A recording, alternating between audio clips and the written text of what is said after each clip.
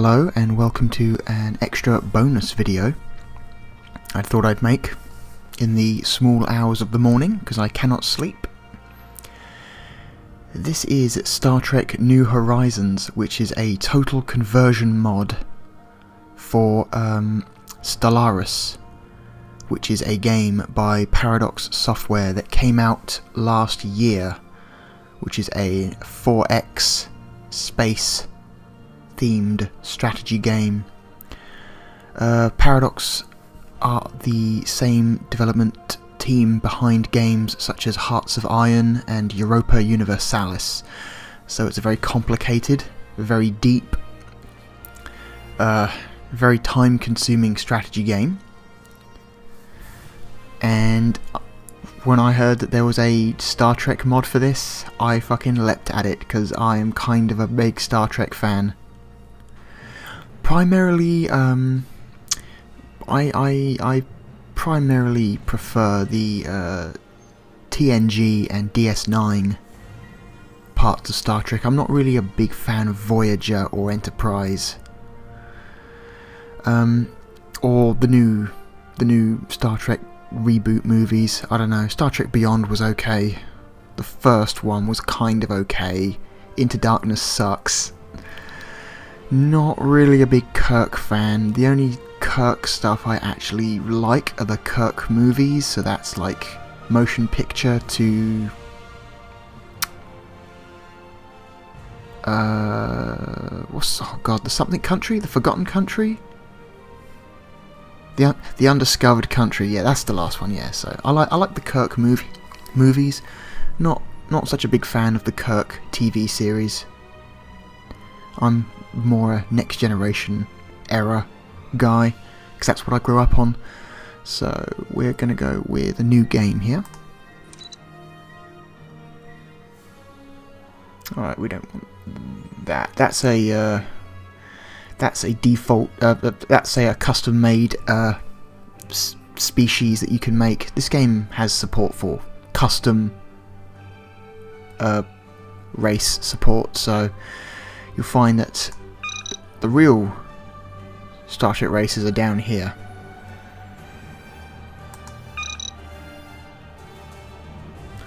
So you got United Earth. This game starts in a pre-Federation era, so the Federation doesn't exist yet. It can exist if you decide to play the game in that direction, but this game pretty much timeline-wise starts around the time of Enterprise, if you're familiar with that. So it's pre-Kirk, pre-Federation era. And then as you go on, you learn new technologies, create diplomatic connections, fight wars, expand territory. It gets really cool. You can decide to try and play the game to try and match the official timeline as much as possible, or you can just decide to, say, conquer the galaxy as the Romulans. Let's play as the Romulans. I've never played as the Romulans before. I've only ever played as the humans and the Klingons before. The Klingons are great fun to play as. They're super overpowered. They have really bad diplomacy because you start with a base level of -25 for any diplomatic encounter you make due to their natural aggressiveness, but Klingons tend to have the best weapons and the best armour. Their ships aren't fast or technologically advanced, but they hit hard, and most of the time that's what counts. I've never played as the Romulans before, so let's see how do the Romulans work. They prefer continental style worlds, they have plasma preference on weapons. Let's see, they are a police state that has a -20% effect on any unrest. Cutthroat politics, so they have an extra influence. We'll get into stuff like influence when we start the game. This is a very complicated game. It's best if we take it in bite-sized chunks. They're natural authoritarians, so that has modifiers. So resettlement cost is 25% cheaper and 10% less slave unrest. They're natural xenophobes, that has effects on their edicts and what kind of things you can do. So we can purge and displace populations, enslave. Cannot use refugees welcome policies. Okay, yeah, so these basically limit and what your what these stats represent. They basically tell you what you can and can't have as edicts and policies in your diplomacy and your politics. That can have far-reaching effects. It is possible to change these slowly in the game, but it takes a very long time. They're materialists, so they got slightly faster research speed and they can harvest minerals 5% faster. Okay, their racial traits are plus 15 years lifespan. They're a naturally decadent species, so they need slaves in order to be happy, which is kind of a fucked up thing, but hey, they're Romulans. They're natural physicists, so they have good physics science output. And they're physically strong, so their armies are good, and then, again, plus 5% to mineral output. Let's see what the... Let's see... easy difficulty. Can we change this? Is this possible to change? Oh, okay, different races are different difficulties, so I guess if you play as the humans, that's average. Play as the Klingons, that's easy. Play as the Romulans, it's easy. Oh wow, okay, yeah. So that's interesting. The Romulans are a Vulcanoid species whose homeworld is Romulus.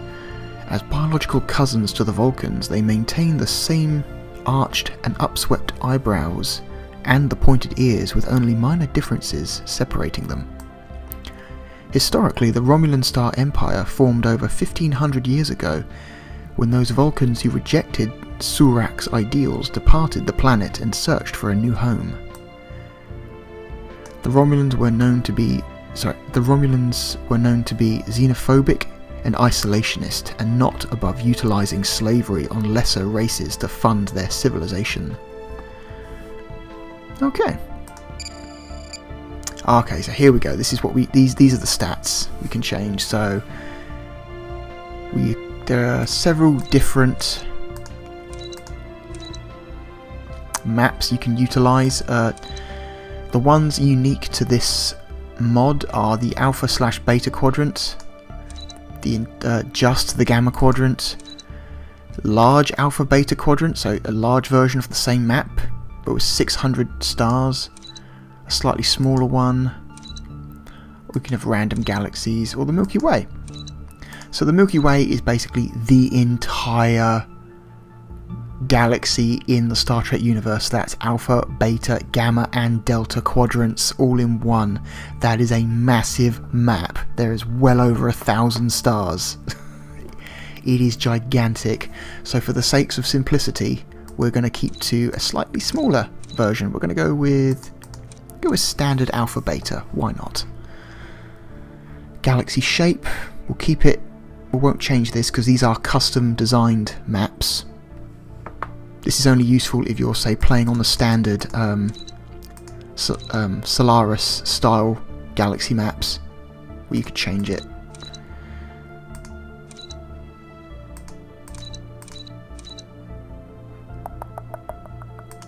Let's go a bit small. Let's go Alpha Beta 600. Okay, AI Empires 53. You cannot change that. So you have 53 opponents. Advanced AI starts nil. You can change that, so you can decide, okay, how many of the other AI opponents do you want to already be technologically advanced? Because, guess what? Not everyone starts on the same point. People and races evolve and develop technology at different paces. So this accounts for the fact that you might not be among the first. There might be many other races that have already, gone above and beyond and started their own empires. Fallen empires. Do we want a fallen empire? Is a special type of AI that is not seems to be not supported by this mod. Think of it as an empire that has already reached its peak and is slowly beginning to decay. Think of like the late Roman Empire as an example of a fallen empire. They've still got a fair amount of territory, and they've got really good technology, but their expansion days are over. See, average number of habitable worlds, or we could slowly increase the number of habitable worlds. You're going to encounter a lot of planets that aren't habitable, and a lot of systems that don't have any planets in at all, so let's keep this true to the average play. AI aggressiveness defaults to low, but you can change that to normal or high. Let's keep it at low, because trust me, the AI will come after you if you give them an opportunity. Keep the difficulty on normal. Stellaris has supports 3 types of FTL travel. You've got standard warp, which allows a ship to travel between any star in any direction within a given range. Hyperdrive lets you it basically utilizes lanes. So think of there's I'm trying to think of an example. So planets are connected to other planets via hyperspace lanes, and that's pretty good if you want to if you want to. It's good for strategic maneuvering. It's less freeform like warp is. Warp, you can travel in any direction as long as it's within a certain range. Hyperdrive, you can get there as long as there's a hyperdrive lane connecting it. And then wormholes are, you can travel from point A to point B regardless of the distance, as long as both systems have a wormhole station. So alright, we're going to go with standard Star Trek warp. Clustered stars, advanced neighbours off, because that has a tendency to fuck you over really early if your neighbours are more advanced than you. Story mode on, yes. Iron Man mode basically turns save games off, so if you fuck up and something bad happens to you, you cannot load a previous save. I'll tell you what, let's turn that on. Alright, new game. Never played as the Romulans before. I'm interested to see what happens. It has been more than 1500 years since our ancestors left Vulcan, our original homeworld, to escape the poisonous ideology of Surak and his followers. After a long journey, we found a perfect system to settle. We were no longer Vulcans. We were Romulans, prouder than ever before. We have founded our star empire to protect our values, and we eventually did prove Surak wrong.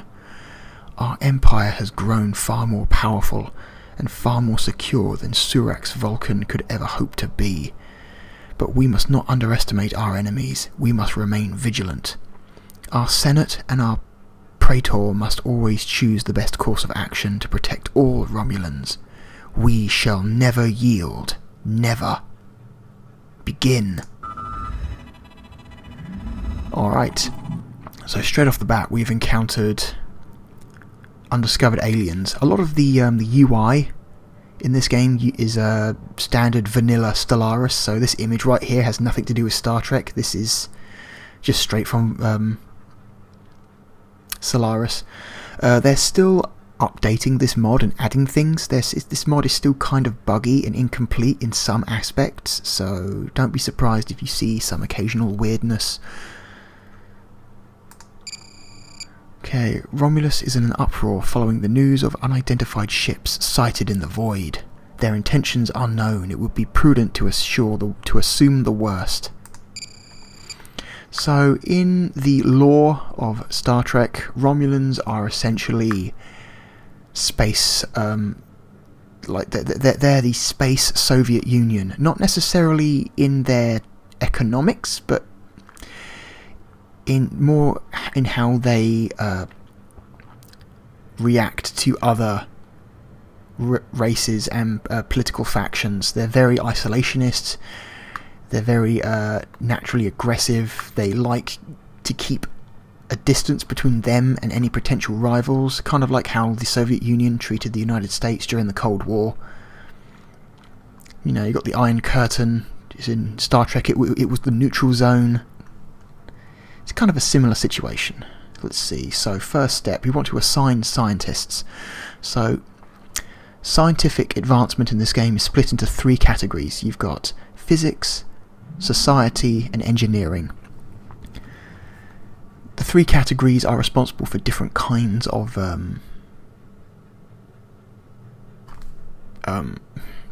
technological advancement. So, you know, society allows you to grow and expand your people as a, you know, in a cultural way. It's more like cultural advancement.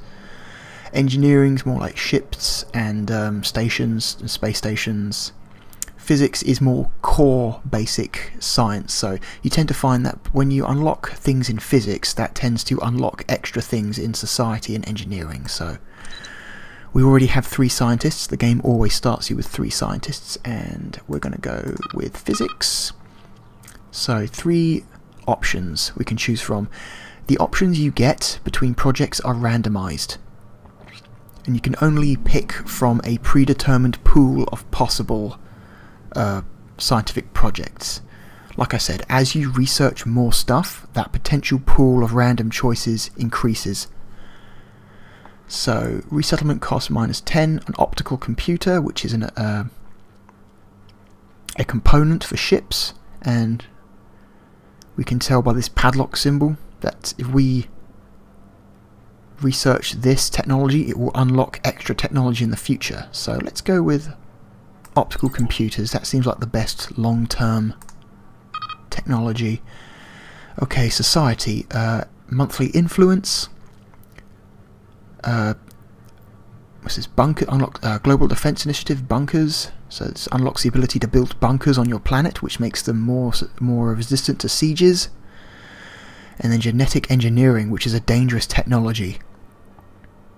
Genetic engineering is an interesting but very complicated part of the gameplay, which I have not really experimented much with. It's a dangerous technology, so if you do research it and use it too much, bad things may happen. Like really bad things. There are lots of different types of dangerous technologies that you can research and potentially cause fucked up things to happen to your game that could be permanent, so be cautious. I'm going to go with monthly influence because political influence is a very useful resource in the game. And engineering, we're going to go with, let's see, fusion missiles, a new resource, or polarized hull plating. So we're going to go with stronger ship hulls. Why not? Okay. And okay, this is a game that you can pause. It's a real-time game. It's not turn-based, and you can pause. So right now you can see in the top right corner the game is currently paused. So if I hit the spacebar, we start playing, and we can adjust the speed of the game using the plus and minus keys. Allow me to introduce myself. I am Q. Just Q from the Q continuum. Trust me, I'm all that. Omnipotent, omniscient, handsome. Anyhow, I've deigned your pathetic civilization to be at least somewhat worthy of my advice and guidance. The challenges ahead for you here are different enough from what you've encountered before that you'd be a fool to turn down my offer. As a token of my generosity, I'd like to offer you an, have a nice shiny mineral. Go away, Q. Did we really have to start off like that? I go out of my way to help you savages, and you just throw it back in my face. Well, if that's how you're going to be, I'm taking my mineral back. We don't need you or your mineral.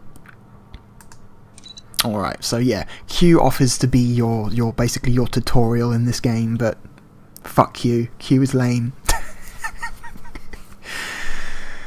Let's see. Okay, a new announcement. A new political faction has been founded. So, a new faction has recently been gaining traction in the internal political landscape of the Romulan Star Empire, led by scientist Yia Alia. I'm assuming that's how you pronounce their name. They call themselves the Authoritarian Coalition. Their members have been pushing hard for an extreme centralization of political and military power. A disgruntled faction will be a source of trouble, but one that approves of the government's actions could prove useful. So these political factions are a big part of the game. They weren't always in the game. These were recently patched into regular Stellaris. I want to say they got patched in about 3 or 4 months ago. And then, so obviously this mod has had to adjust itself to account for them. And then you can see here in the outliner window, we have apparently one official political faction. They are 45% happy, and basically what they want is royalism, hereditary rule and imperial authority will please the Authoritarian Coalition. A stratified society, we already have that. So, be that a caste system, limited citizenship for some slavery, or even purging will please the Authoritarian Coalition. And elitism, policies that allow enhancement of our leaders, will please the Authoritarian Coalition. So these are basically Nazis, or hardcore, or like communists, like Stalinists, or Nazis, or whatever, you know, like super hard right-wing, you know, classists, totalitarian people. But they are currently our only faction, so that's who we are, whether we like it or not. So, right now we have 4 planets: Romulus, Remus, Terex, and Romi. Or Romi, I'm not sure how to pronounce that. So, we can check out the status of our planets by clicking on them. This has 100% habitability for our people. Well, it would be, because it's our home world.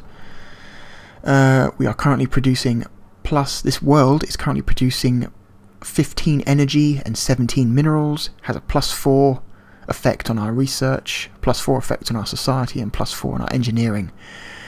It consumes, it doesn't produce food though. It is actually a consumer of food, so it consumes more food than it produces. And you can see the current governor of this world. Was it Liera Ria? I can't pronounce these fucking names. They're too much. And these are his effects on this planet. So -5 unrest, +5 build speed, +31 clear blocker time, -25 clear blocker cost. So he's pretty good for starting. So the surface tells you how many populations you have on this planet. So the planet is pretty full, but it's not totally full. We've still got some areas of the planet that cannot be that aren't populated, either because they can't be developed, like these blocker tiles, or because there's simply no one there at the moment. And below each tile you can see its core resource. So as long as you have a population on this tile, they will gather this core resource. This core resource can be enhanced or replaced depending on what buildings you build on the tile. Bear with me, this game is really complicated. Super complicated. I'm sure some of you, your eyes are just rolling back into your heads right now as I continue to explain more and more stuff. But please try to bear with me. So these undevelopable tiles, these can be cleared, but it costs time and resources. So, for example, we have industrial wasteland and 2 slums. So let's proceed to get rid of that one and that one. You can't do multiple at the same time. You can only do one at the same time, so it forms a queue. So try and select them in the order of the most importance. So Remus is the sister planet to Romulus. It is the home world of the Remans, which is something of a controversial race in the Star Trek lore, since they were entirely made up just for the movie. What was the fucking movie? Star Trek Nemesis. It is the only time they have ever appeared, ever, in Star Trek. And oh, by the way, the Romulans have this entire lower class that look like fucking vampires, apparently. So there's a lot of, you know, some people don't like them because they were made up just for a single film, and some people have come to kind of embrace them as, you know, look, they're part of the lore now, just deal with it. And they're a slave class, so they're good fighters, but they are a lower class of Romulan, and they all look like Nosferatu, which is creepy. So Remus is slightly smaller than Romulus, so it has smaller tiles to work with. Right. Okay. If we press the M button on the keyboard, we back out to the Galactic Map. So this is our Galactic Map. This is, even though it looks like an entire galaxy, remember I did just choose the Alpha Beta map, so this is just the Alpha and Beta quadrant. And right now we have only one known other faction, the Gradian Republic. They're a vassal, so we control them. They're technically a separate faction, but they are controlled by us. They do not like us, so this is the standard diplomatic window. This is your main way of interacting with other races in the game. So is basically a view of what their species look like. They look very similar to Romulans, but this person has white hair, so they're natural authoritarians like us, they're militarist and spiritualist. And over here on the top right you can see the special rates of the current ruler of the faction. So they have a long lifespan, and they're a natural fortifier, so the build time and upkeep costs of fortifications is 20% lower with this leader. This window tells you their relationship compared to other factions. So right now their relationship to us is vassal. Over in the bottom left here you can see more detailed stats of their relationship towards us. Their general attitude or their general opinion is very negative, minus 198. They do not like us. They don't like us because we're xenophobic bigots. They don't like us because we're materialists. They don't like us because we're not spiritualists, so they refer to us as infidel unbelievers.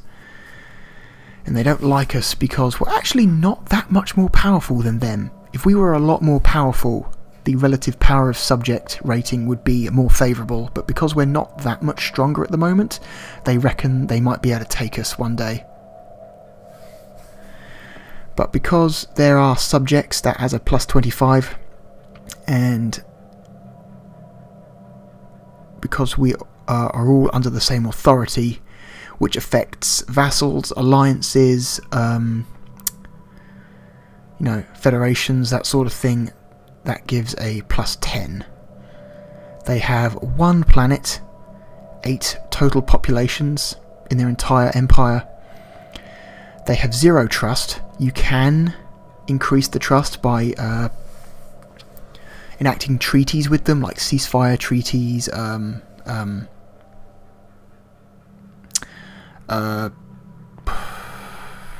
cross-colonization treaties. Again, their relative power to us is equivalent, so their fleet power is similar, their naval capacity is similar, and their technology level is similar. And their attitude to us is disloyal, so they are a possible threat. We've got to keep a close eye on them. And over on the the bottom right of the window we can see our current actions that we can undertake. So we can offer them a trade deal, offer them a migration treaty, but this little red cross on the right hand side of the button tells us that they will not accept that. And in the little window, the hover window, we can see why. So it starts with a base minus 50, and you want to get this. You want to get the acceptance rating as close to 0 as possible. If you're in the minus, you want to get it up to 0 or +1. As long as any acceptance rating is +1 or higher, they will accept the treaty or the offer. But they are very far from taking it. They're disloyal, so that's a -1,000. So that's definitely not going to happen anytime soon. We can release them, but that seems wasteful. All the time they're our subject, they give us some of their resources, so they're very useful to us. Or we can insult them, which the only use this has is to decrease their opinion of us. This is quite useful if you want to try and incite someone into starting a war with you. So some races have political limitations of not being able to start aggressive wars.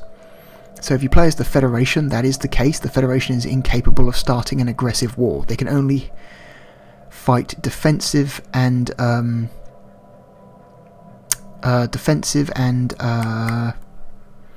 wars of liberation. But don't worry, we're playing as the Romulans, so we can fight aggressive wars. We can't declare war because they're our subject. We can't close the border because they're our subject. And we can't integrate them because they need to be our subject for a certain amount of time before we can do that. Okay, man, I've barely scratched the surface and I've already spent more than half an hour explaining the game. I hope some of you are still with me. Alright, Romi is the nearest system to our home system, so we can look at that. Romi has only one planet. The view looks very similar to our Romulus and Remus planet views. So as you can see, these tile blockers have a red border around them compared to the tile blockers on Romulus, which had a yellow border. A red border indicates a tile blocker that you cannot get rid of, at least not yet. You will eventually research the technology that allows you to remove these. For example, these are mountain ranges, toxic kelp, active volcanoes, and dangerous wildlife. So we can't expand into these areas of the planet because of these hazards, and we can't get rid of them just yet because we don't have the technology. Okay, and our third system is Terix. Terix is, again, a very similar view.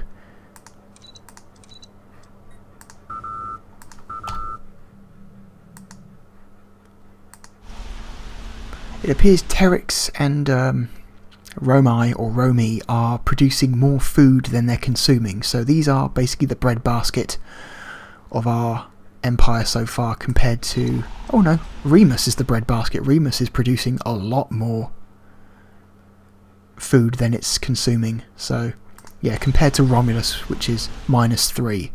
As long as your total food output up here in the top of the screen is +1 or higher, you are producing more food than you are consuming.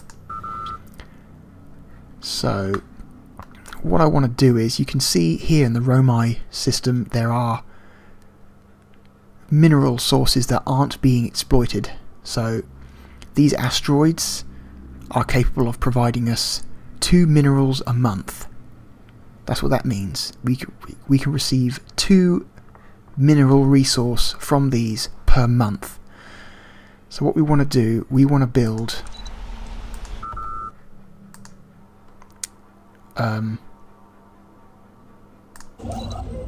mining stations next to them, and we do that using our construction ship, which at the moment is currently parked in Romulus. Here he is. This is our construction ship.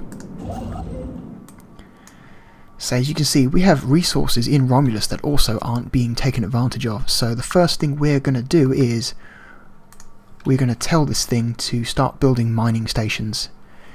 And you can you just right click on a resource when selecting the construction ship, and it brings up this little orders menu. So we can build a mining station, build a mega structure, or just enter orbit. So we wanted to build a mining station,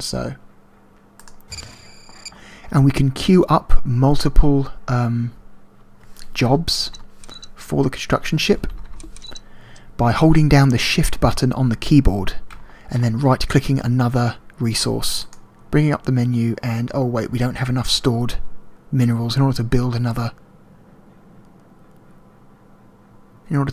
station. So yeah, as you can see up here, we are generating a surplus of plus 47 minerals a month. So the number on the right is what we're generating a month, and the number on the left is our current stockpile. Same goes with energy, same goes with food, and same goes with political influence and unity, which is a new resource that was recently patched into the game in base Stellaris. So that's something that has to be added to the mod as well. So we currently have to wait until we get more resources before we can build any more stations, but once we start gathering more resources, that will start coming in faster, so not a big deal. So in Romulus we currently have, you can see orbiting around Romulus, you can see this space station. This is the Spaceport. The Spaceport is really important. The Spaceport is responsible for building any ships, so including construction ships. So before you can build stations, you need construction ships. Before you can build construction ships, or any other ship of that matter, warships, science ships, whatever, you need a space station. And these space stations can only, well, they're cheaper to build in orbit around planets, around habited planets. You can build them by themselves around uninhabited bodies, but they're very expensive. So it's kind of a mid to late game thing. So, oh man, I haven't even started properly playing it, I'm still explaining the game. So, this spaceport, again, has its own stats if you hover the cursor over it. This list here tells you what you can build. So it's possible to build patrol frigates, construction ships, science ships, upgrades to the space station to increase its possible capabilities, and colony ships. So right now we can only build construction ships and science ships because we either have not enough resources or we are lacking technology. We cannot upgrade our spaceport to level 2 because we don't have the technology. But we do have an expansion module, but right now we have no technology in order to fill that expansion module. We need to research spaceport expansions in order to build them first. So let us build another construction ship. That seems very useful. Okay. Right now we have started with a single fleet. Again, the fleet is parked in Romulus.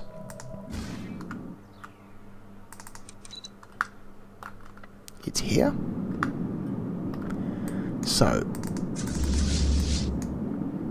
these are currently our only ships available to us. These are literally like scout vessels. Yeah, patrol frigate, the J-Lis class of the Romulan Star Empire. These are very, very early ships. These are like pre-Kirk era Romulan ships. Tile blocker cleared. Oh, one of the tile blockers we queued up for clearing on Romulus has finished. So we only have 3 ships at the moment. We only start with 3. You can customize these ships. Oh man, here I go again. By clicking on this menu here and then selecting Ship Designer. This takes you to the ship customization view where you can customize the systems of all your ships. So, our current patrol frigate is this. You can spin the ship around by holding down the right mouse button to get a good look at it. These are good models. Some of these models are pretty good looking. Some of them look like they've been ripped from other games. Specifically Star Trek Armada 2, which is an old RTS from the early 2000s, which I was quite fond of at the time. And it's very obvious, like I believe the, for example, the Romulan space station here, just the model, the polygonal model just looks like it was ripped straight out of Armada 2. There's something low poly about it. A lot of the speech samples and sound effects also sound like they've been ripped out of Armada 2, which is fine by me because Armada 2 is a great game, or was a great game.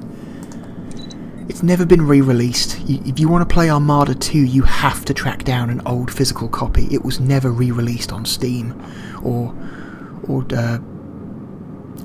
Good Old Games, which is sad, because they're Activision games, and I don't think Activision currently has the license to make Star Trek games or release Star Trek games, so Activision would need to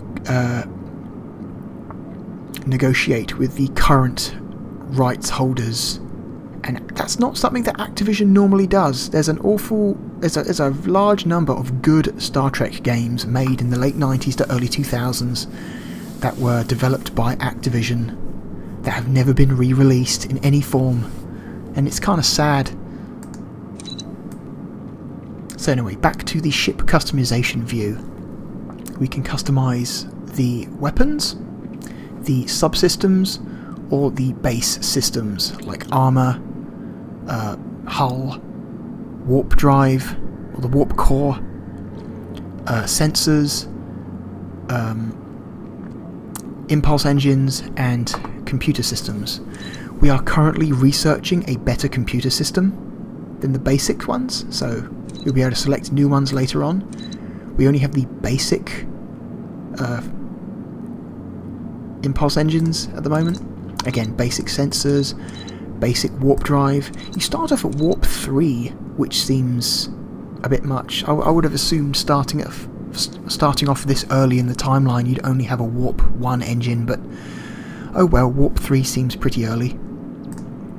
Hull plating, and only have the titanium hull, so that's all we've got. Weapons, we can choose between nuclear torpedoes or plasma disruptors.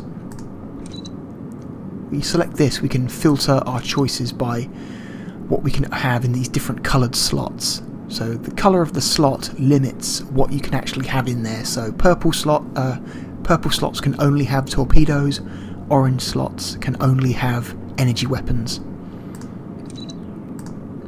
Later on you can unlock different configurations for your ship that have different slot choices, but right now we don't have that. Same goes for the secondary hull. Our subsystems, we can have our nuclear reactors to generate more power, but right now we're already generating an excess of 101 power, so we don't need to generate more. And this is currently our only subsystem, or, you know, extra feature that we can currently have. So not much we can do. We can also customize our construction ships, our colony ships, which are really the same model as the construction ship but with fewer lights. Science ship, which looks suspiciously similar to a next generation era Romulan scout vessel. I mean, it's fairly different, but it looks very similar to the Romulan scout vessels you saw in like the next generation era episodes. And our troop transport ships, which are very important. Okay. Sweet. But we don't need to change any of those yet. In fact, we can't because we don't have the relevant technologies. So we better keep the clock going so we can build up some resources. Station complete. Station complete. Okay, so we have finished building our second construction ship, and our first construction ship has finished constructing its first resource station. So we're going to keep telling it to build stuff. Build another mining station, please. And this construction ship I want to move to Romi, so it can start building resource stations in this system as well. So right now we have, by the looks of it, one enemy system, the New Lupi system. This is where the unidentified aliens have come from. We don't know who they are, and we don't know what they want. All we know is that they are alien and potentially hostile.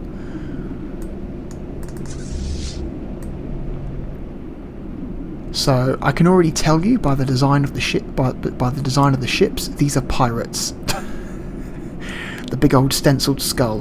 These are actually base pirate ship models from the base Stellaris game. They didn't make new pirate ship models for this Star Trek mod, but that's fine. These look like something that could exist in the Star Trek universe, especially at this part in the timeline. So we'll have to deal with those at some point, but they're too strong right now, because if we whoops, make sure I clicked on the right.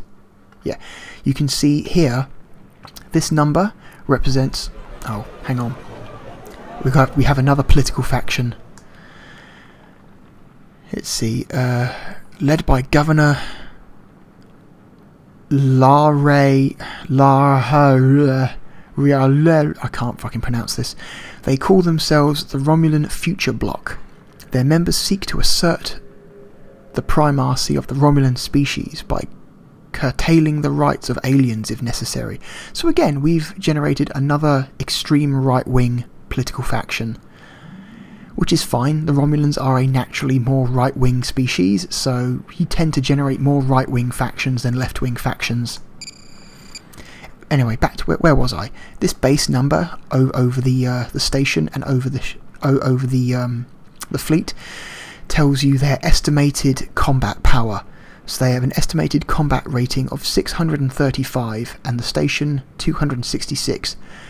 Currently our only fleet has a combat rating of 97, so yeah, we are not strong enough to challenge these pirates yet. Oof. Do we have... yeah, we do. We have a science ship. So the science ship is responsible for exploring unexplored territory, and we have lots of unexplored territory in our borders. So what I want them to do, I'm going to right click on the nearest unexplored system, which is the Charon system by the looks of it. The system has planets not yet surveyed by our Empire, so we're going to, while selecting the science ship, we're going to right click the system and then select Survey System. I'm playing this game. I'm assuming that people watching this video haven't played Stellaris before. I'm sorry if anyone watching this has already played Stellaris and is already quite familiar with the systems of the game. I'm playing this with the expectation that the people watching this have not played the base game, so I apologise if my over-explaining everything is maddening for you. I'm going to speed up time.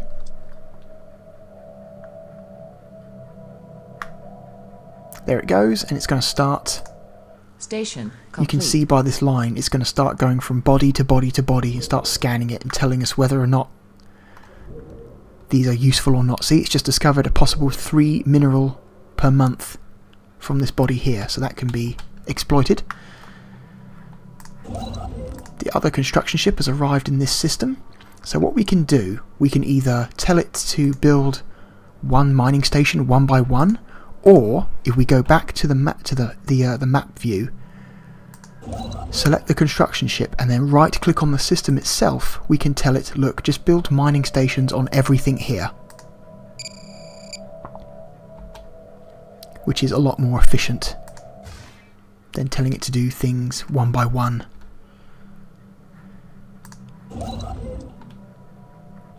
Okay, here we go. The Tal Shiar Oversight Committee. The Tal Shiar are basically the like the Secret Service. Think of them as the secret police, the Romulans' equivalent of the Nazis' SS. They fulfill a similar role in the government.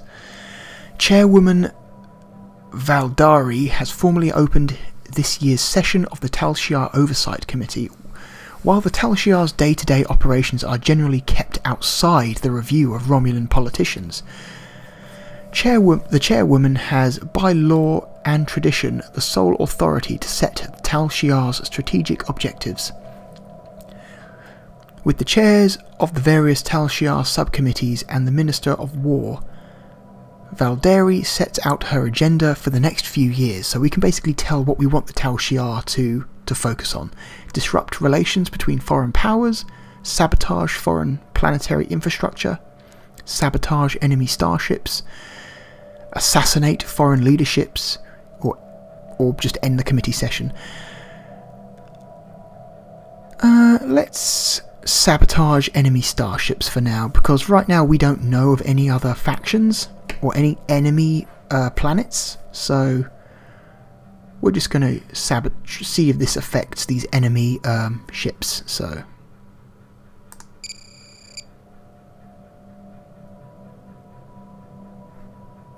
okay. Oh dear. While the fleet of the Romulan Star Empire is rightly feared, it is sometimes more effective to use subtler methods than outright war to remove our enemy's military capacity. Deep cover agents can be triggered to sabotage their host vessel. Traps such as cloaked minefields can be placed along patrol routes, and any number of more exotic options can be pursued. Yeah, target the Guardian Republic, because they don't like us, so I'm worried that they might try and fight against us at some point, so we want to make sure we're keeping them down as much as possible. Under our Romulan jackboots. Having selected the Guardian Republic as the target of our military asset sabotage campaign, the chairman of the Tal Shiar Military Assessment Subcommittee offers Valdari a range of options to consider for her approval. Right now we only have low intensity operations, so 54% chance of event, 45% chance. Was it one of two options will happen? We don't know which one will happen. We can only know what the probability is, and we don't know what they are going to be, so rolling the dice. Here we go. We've got this construction ship that is currently doing nothing, so we want it to build more mining stations. And while we're at it, let us construct oh no, we can't. We need at least 360 minerals to build a spaceport around an inhabited world. We don't have that right now. We've currently spent most of our stockpile, so we need to wait for our stockpile to get built up again. Research complete. Oh, and our first technology has arrived. We finished the optical computers, storing information in specially designed optical matrices. Optical computers represent a significant advance in tactical simulation, increasing performance in many ways. Nice. And we can see what those performance increases will be for our patrol frigates. So a +3 chance to hit, +10 to tracking, but 20 power usage and +10 mineral cost to building the ships. Pretty good. Okay. What do we want? We can... Physics, we can choose to build a Warp 5 engine, Physics Lab 2, or Tactical Console, which again has its own benefits. A Warp 5 engine is pretty good because that decreases charge time, cooldown, and increases our travel range. And also increases the amount of power generation in the ships. But right now we don't need it because we haven't got that many subsystems to use. What we need right now is more subsystems. So we're going to go for a tactical console because that will increase our weapons range, our fire rate, and our weapons damage. So That currently seems like the best option.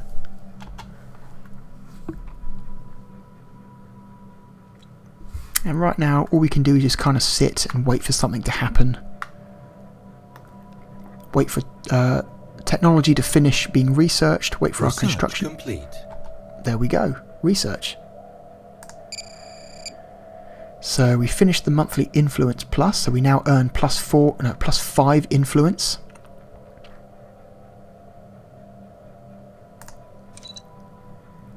We can research the ability to form coalitions, research border control.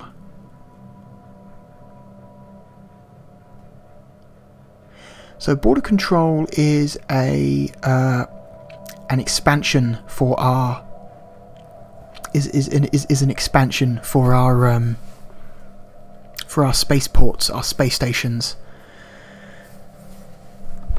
These are quite useful, but they're pretty expensive to build, and they for this part of the game have pretty high energy maintenance, +2 energy maintenance.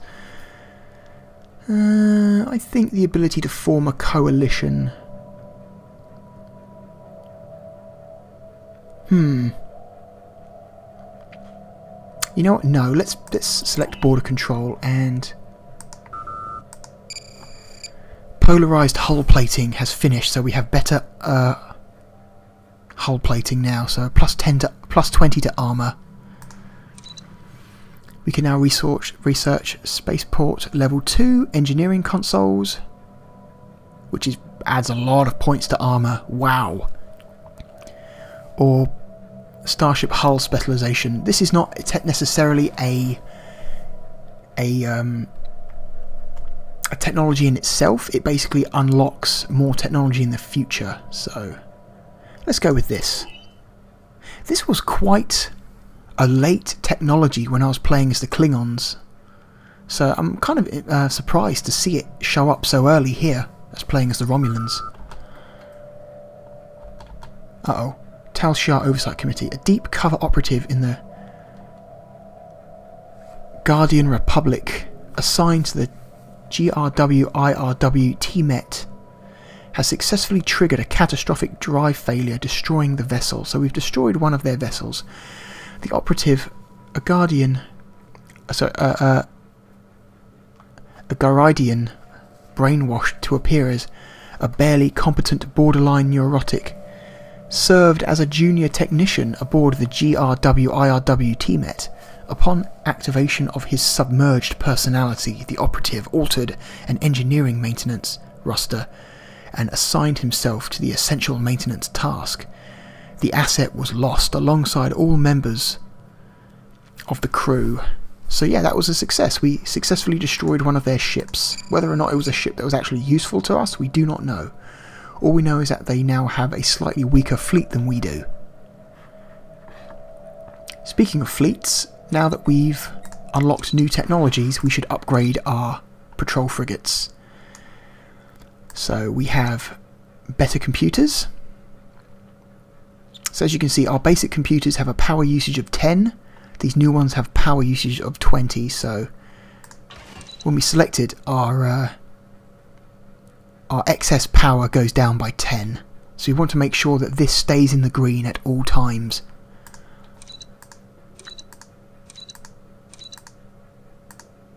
And here we go, we have increased thicker hull plating armour. Just want to select that as well. Alright. We have nothing else, do we? No, it's just this. I want to save that. Click yes. And then we want to select the first fleet and then select upgrade fleet to latest plans. And that's what will happen. It will dock at the nearest spaceport and then spend some time Ships upgraded. upgrading. And since we made very small changes to the plans, it doesn't take that long at all.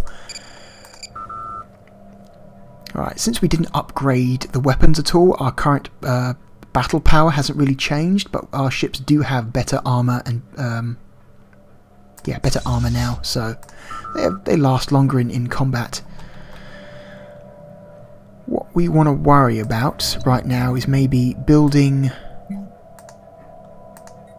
more ships, but our patrol frigates are expensive. 255 per ship. That's a lot for us right now. So we want to spend some time scan of planet complete. gathering resources. So Charon has finished being surveyed. Let us tell our science ship to survey that system, and then if we hold down shift we can tell it, we can queue up more orders.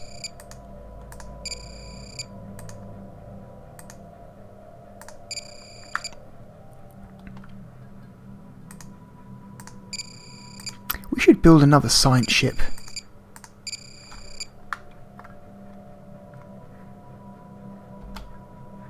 That's what we should do right now. We need another science ship, so let's build another science ship. That'll take 60 days to build, which should, you know, won't be long at all, considering that we're currently got it on the fastest speed.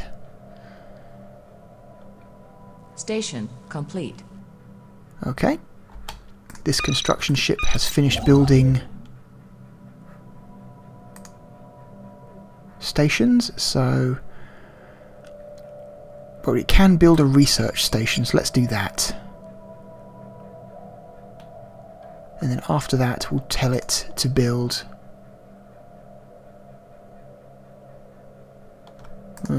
okay. You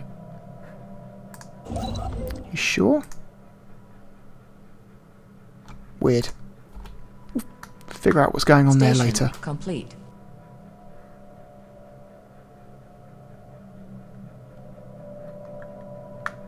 Alright, we've got a ship. Now, before our science ships can explore unexplored systems, they need to have a scientist assigned to them. So we have to research, so we have to hire another scientist.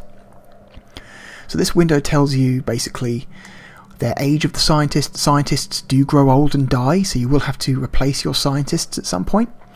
Their basic skill level, the skill level goes up as they gain more experience.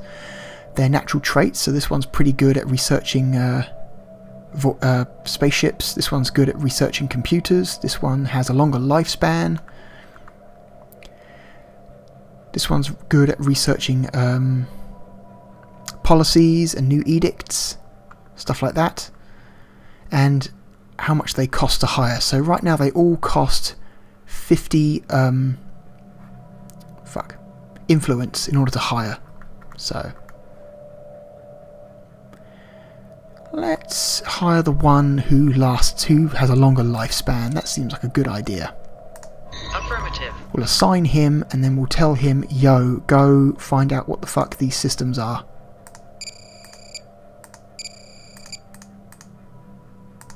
Because no doubt there will be useful stuff. Great. So they're off doing their thing. Let's check out what this other political faction wants. They're a much bigger political faction, a population of 11, so they're currently the dominant faction. They're quite happy at the moment. Okay, so asserting dominance and Romulan chairwoman. Any non-Romulan holding the position of chairwoman. Okay. They're pretty happy. Their happiness is 65%. They're in the green. They give us extra political influence. They seem pretty happy. Actually, do we have the option of embracing them? No, we don't have enough political influence to embrace them. We need another 84 influence to embrace them as our official political party. Or we can suppress them. But if we don't like, if we think they may be poisoning the minds of our people.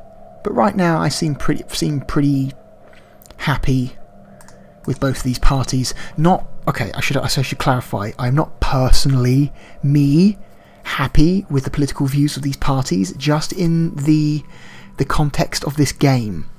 Okay, I am not a fascist. I'm thinking I might embrace this faction as our official political faction once I get enough resource, get enough influence built up. So let's just spend some time fast forwarding, researching, exploring, building until the next event happens. Station complete. Okay, this construction ship is finished. Alright, I want you to build mining stations and then... yeah, just build mining stations for now. Head to the Charon system and start taking advantage of their resources. Automatic defense procedures initiated. Uh-oh. The science ship IRW Balak has encountered a hostile pirate station in Iota Pavonis and is currently attempting to evade them. Uh-oh. The birth of space piracy. Certain irrational and criminal elements of our society have left Romulus to seek an outlaw's life in the far reaches of space in a display of surprising ingenuity. These brigands have heavily modified and weaponized a large number of civilian starships. Our civilian shipping lanes are now being raided by this impoverished Starfleet, which identifies itself as the Star Wretches. A prompt response is needed. These non-conformists will be dealt with.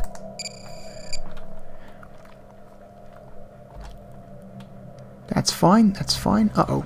Habitable World Survey. So... we have two responses to this. Efforts to catalogue the life forms we encounter are already underway, but our xenobiologists have urged us to focus our planetary survey efforts on habitable life-bearing worlds. So we've got two choices. We can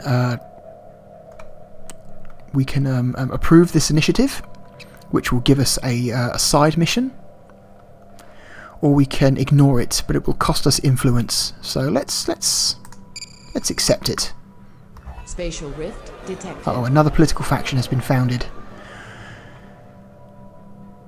Okay. Led by scientists Idon and Gaius, they call themselves the Institute of Technologists. Their members have been pushing hard for the advancement of the sciences. Okay, that seems okay to me. What do they want?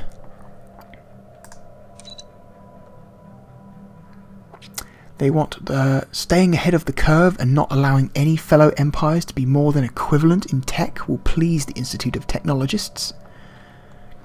And science without borders. Signing research treaties with at least 3 other empires will please the Institute of Technologists. Okay. So they're pretty much a scientific, pro-science faction. Alright, that seems fine. But they are taking influence away from our other 2 factions, which is having an effect on our influence output from this guy, because they simply just... yeah, so even though these have the highest number of populations behind them, as a whole they are a minority in the political landscape, so see how that changes going forward. So yeah, the pirate fleet is up here, 118 they are, so they're a lot weaker than the other pirate fleet, or the other pirate forces that we've encountered, but still not sure if we can take them, so we need to start building some ships, I think. How much are the ships? 255 each. Yikes, that's a lot. It's a lot of minerals. We need more fleet detected. We need more. Uh-oh. Automatic defense procedures initiated. Alright, we need to start building some more ships now, so... we'll have to suffer them until we get a better fleet. Research complete. Oh, new Starbase research. is under attack. Uh-oh, so yeah, they are starting to attack our resource gathering stations, which is not good. Alright, we've unlocked the tactical console. Let's see, resettlement cost minus 10%, plasma disruptor 2, gravatic, or rather graviatic sensor arrays, which have their own. Let's research some better weapons. How about that? Better weapons is good. And then now we've got that new technology, we can apply that to our ship plans. Where are they?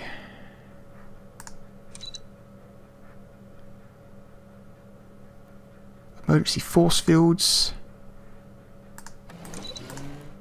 and inertial dampeners. There we go.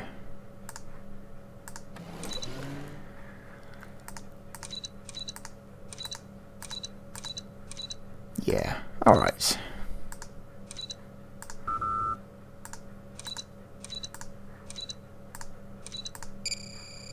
Alright, so upgrade currently existing. Fleet to new plans. Ships upgraded. Here we go. There we go. One of our scientists have Research complete. upped their skills. Another research. Okay, here we go. We've unlocked border control. Nice. So we can apply that to our starports when we're ready. We can reduce food consumption in our empire by 10%. Special forces are a special kind of army that we can train. They're more effective than regular armies, but they're more expensive as well. Or planetary unification politics, so this unlocks a bunch of edicts. Infrastructure, land of opportunity, propaganda broadcasting, and re-education campaigns. That seems useful. Mining station lost. Uh-oh. Right, we should send our fleet to deal with these pirates now, since we can actually fight them.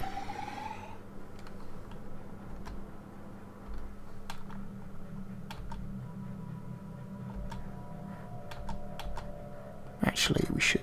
They're going to warp out, so we want to know where they're going first. Let's not warp to the system they're leaving. Let's wait for them to leave and follow them. Research complete. Uh-oh. Okay, so we finished researching the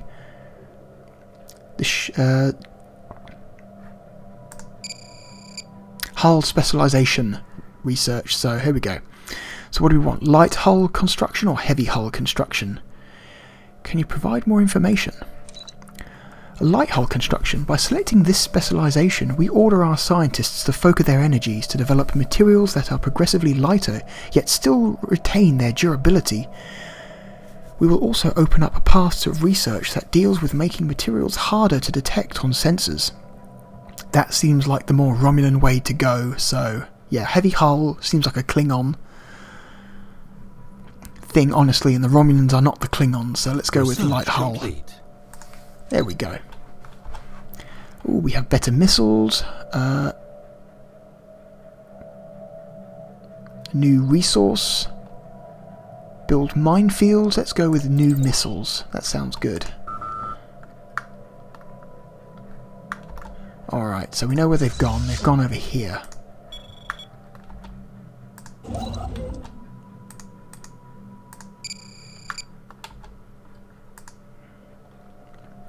Let's follow them back to their station. Anomaly found. Uh-oh. Okay, so one of our science ships has encountered an anomaly. These are random events that can happen when scanning celestial bodies. A shuttlecraft exploring Zeta Trianguli Australis 2, Christ, that's a name, has crashed. Sensor readings are unclear, but there appears to be something moving near the crash site. What should we do? This requires a skill level of 1, which is what our current scientist has, so they qualify, but the failure risk is 20%. Let's do it. Let's research the anomaly. Alright, oh man, they've fucking joined up with their damn station, haven't they? Okay, maybe we can kite them away from the station. Long-range scan of planet complete. Okay.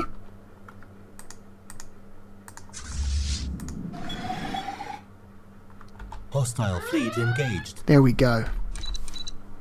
So alright, we have our first battle. According to the numbers, we should win this because we have a greater fleet strength than they do. But it's going to be close. We may lose 1 or 2 ships. Uh-oh. The Skin of Evil. Captain Taev Rinaren leads an away team to investigate the mysterious crash of the science vessel shuttlecraft on Zeta Trianguli Australis II, a promising colonization candidate.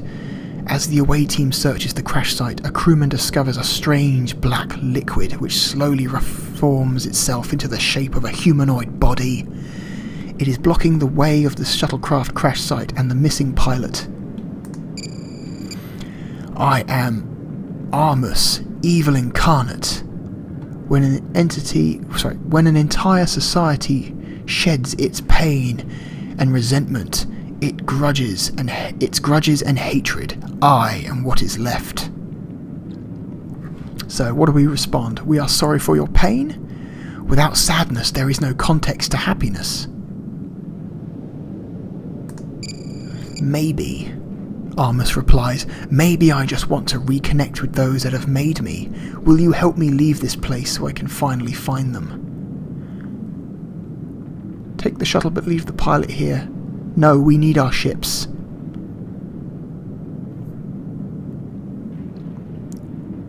Yeah, sure, yeah, take the shuttle. Whatever, we can afford to lose a shuttlecraft. That's a Federation shuttlecraft. These are not Romulan specific pictures.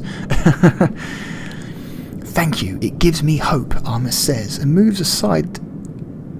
The away team's field medic rushes to the injured pilot and begins to treat her wounds. A few moments later, the being waves to the captain and enters the shuttlecraft, taking off shortly after. Further scans show that Armus was unique. There are no other beings on the planet. Science vessel is declared safe for... Okay, that seems like a mistake.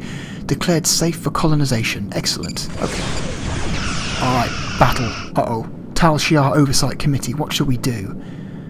Sabotage foreign planet infrastructure. Target the Garadian Republic. Low intensity operations, medium intensity operations, but that costs resources, so let's go with low intensity.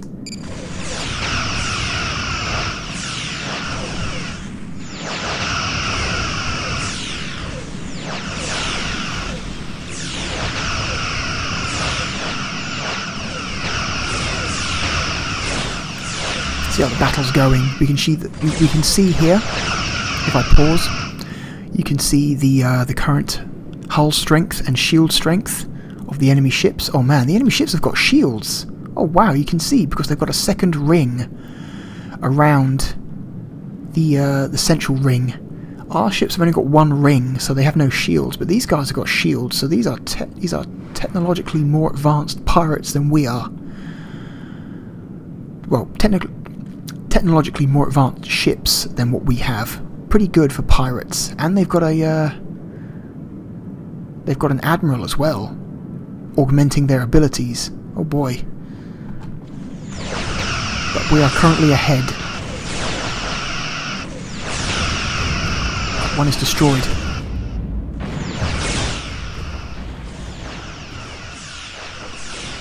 Long-range scan of planet complete.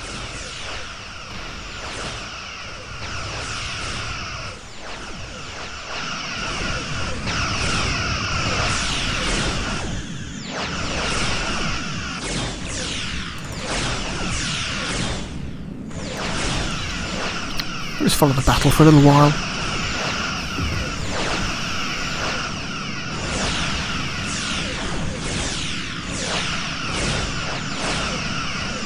We are definitely winning.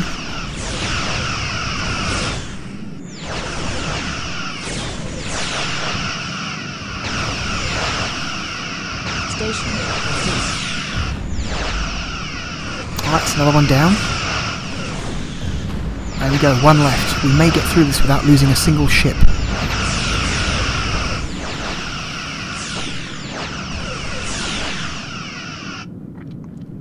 Calciar Oversight Committee. Our operatives have failed to successfully sabotage. Okay, they failed. Yeah. The assets involved have been retired. Ah, okay, so failure costs us 25 influence. That's unfortunate.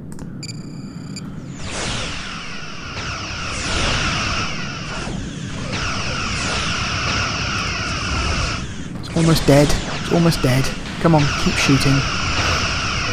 Yes.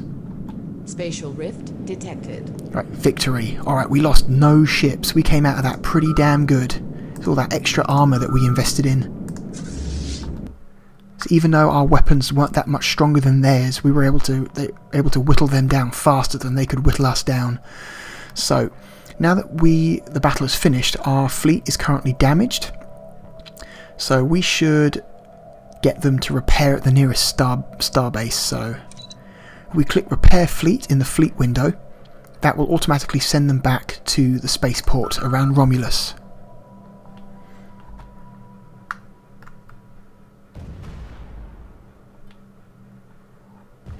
Research complete. More research coming in. Alright, we've researched a bunch of new edicts.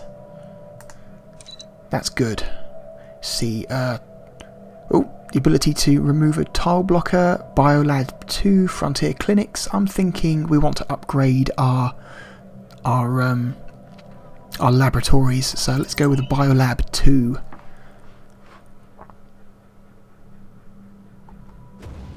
Three months remaining on the new weapons, 9 months remaining on the new missiles. Not a problem. Long-range scan of planet complete. Okay, so let's... We want to maximise our mineral gathering. I want you to go there. You're already building mineral stations, okay. The science ships are still doing their thing. Good, good. I should mention that when you select a ship, you see a dotted yellow line, a dash, well, a line of dashes in a circle around the ship.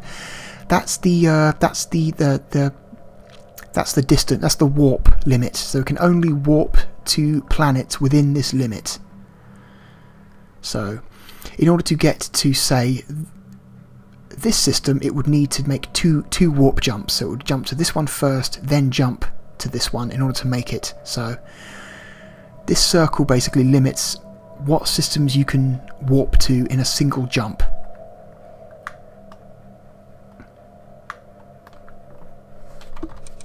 Alright, let's fast forward.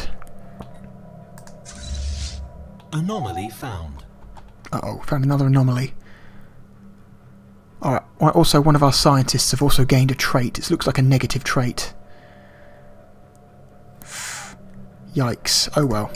Yeah, occasionally your scientists will get traits.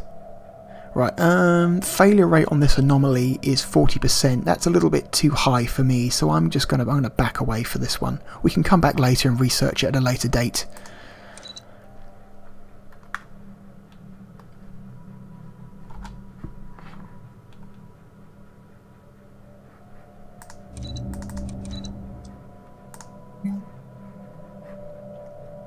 Research complete. Alright, we got new weapons. Great. What should we do? Let's upgrade our physics labs as well, since we're upgrading our bio labs.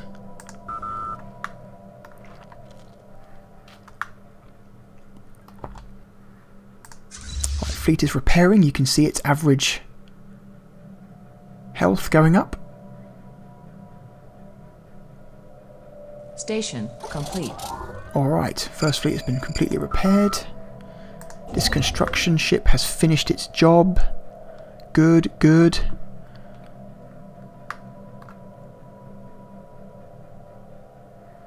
Alright, I want you to go to this system and build mining stations, please. Thank you.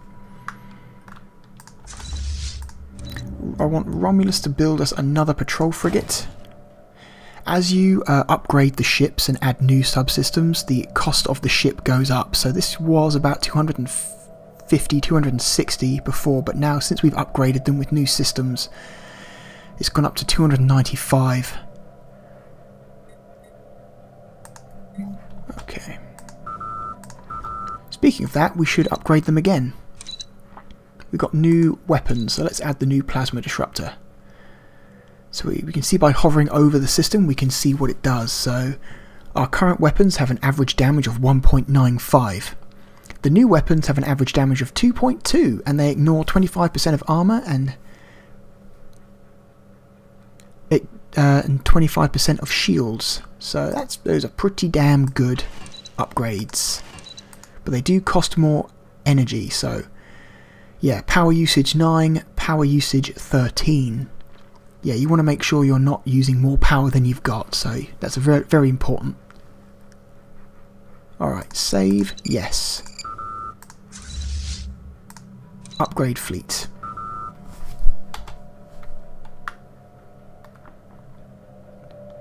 I think I'm going to end this video at an hour and a half because Anomaly found.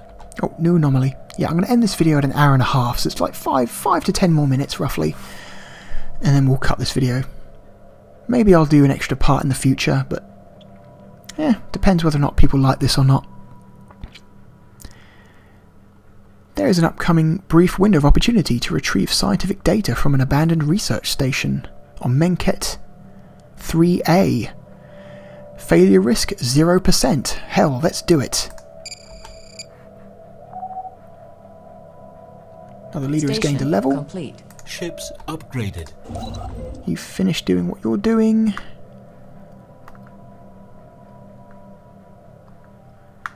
Alright, might as well build a research station here.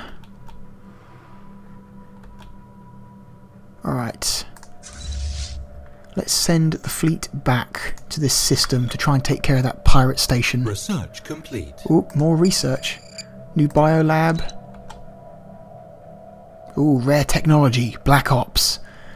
So yeah, any technology with a purple border is rare. Black Ops activities are covert operations that require at the very least plausible deniability when the government cannot be seen to take actions that nevertheless need to be taken. I like that. Spaceport level 2, defense satellites, or engineering console. Let's go with an engineering console. That seems useful.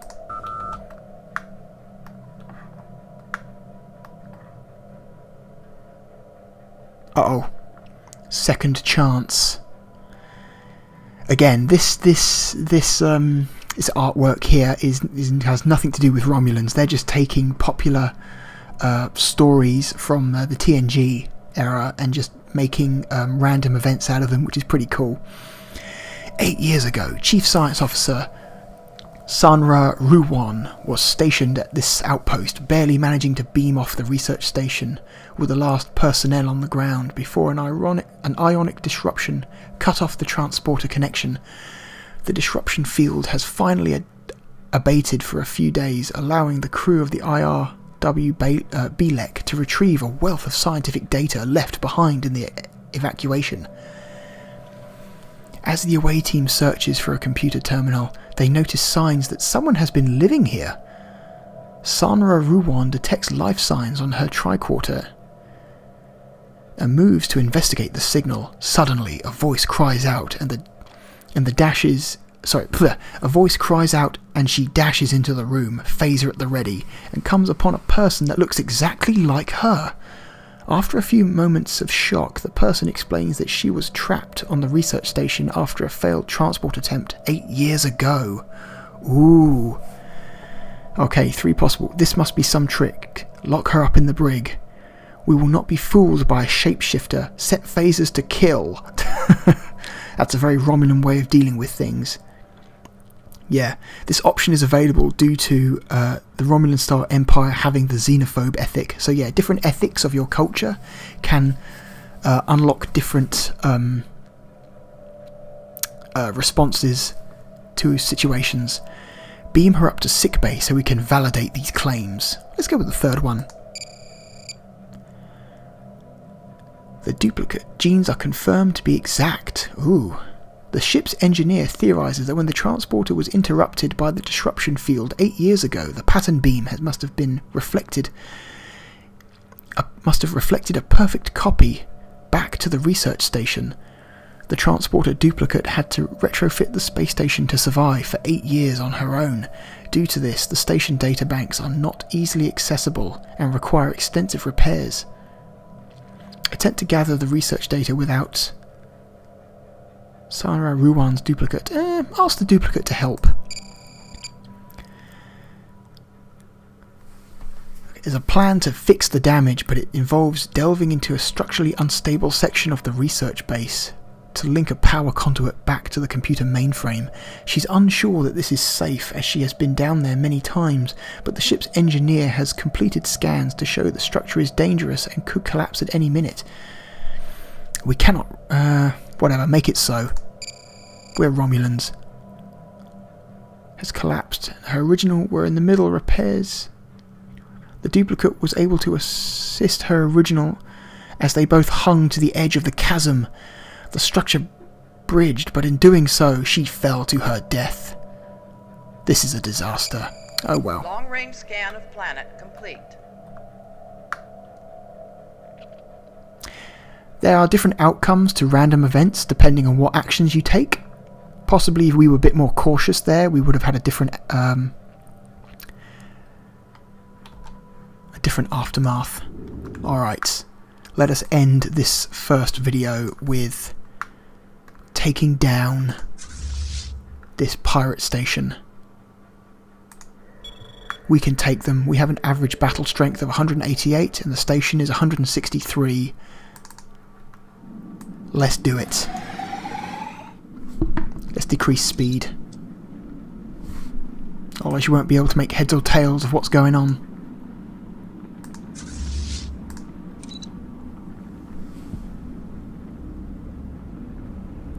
Hostile station engaged. Long-range scan of planet complete.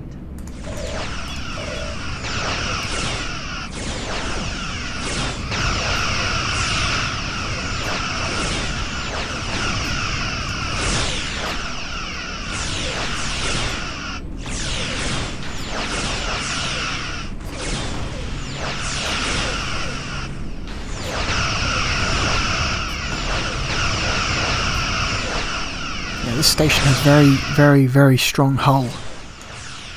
Looking at this. Yeah, we may need some more heavy duty weapons, personally.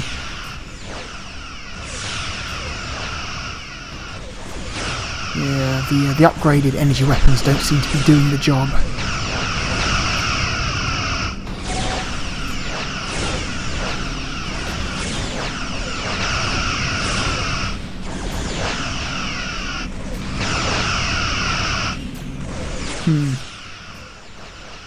Scientists have finished doing their job. Let's quickly...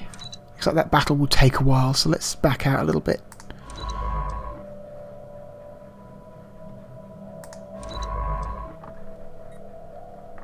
Anomaly found. And leave B for now. Station complete. Alright, both construction ships have finished their job. Let us... let's tell this dude to build a research station and then build another research station. This guy down here, he can build a mining station over here. Anyway, back to the action.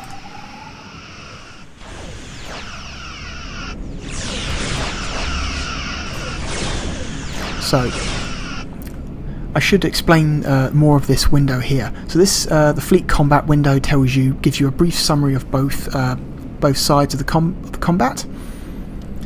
Tells you what kind of weapons they've got, what their evasion ratio is, hit ratio, stuff like that. So we've got good evasion, good hit ratio, much better than the station.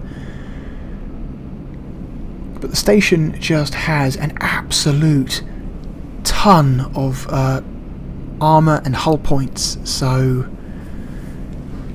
even though we currently have the advantage in terms of firepower, the amount of time it's going to take us to whittle down this thing's hull, we're going to start losing ships. In fact, you can see here, this line up here basically indicates roughly what the probability of victory or defeat is. So since our side of the line is so much shorter than the enemy side of the line, probability wise we are going to lose this encounter, so we should come back maybe when we've got more ships or stronger weapons, because right now this thing has just got so much health. It can just soak up everything we give it. So I'm going to give the order to retreat. Right, retreating from combat can cause a problem. It causes your fleet becomes lost for several days, basically. Missing in action, and also the fleet will also take damage as well. It'll take a rough amount of damage when it retreats. So the fleet will return on the 9th of December. They'll probably come back to Romulus. So yeah. Tell you what, I'm going to cut this video here, since we spent an hour and a half and we have barely scratched the surface. I've spent an hour and a half kind of just explaining the extreme basics of this game to you. It's super complicated, and I've played this game for hours and hours and hours since it came out last year, and the Star Trek mod has really injected a new lease of life for this in this game for me. And I'm thinking maybe I might do a few more videos of this. If you enjoyed this, let me know. And maybe I will see you in a part 2. Thank you for watching.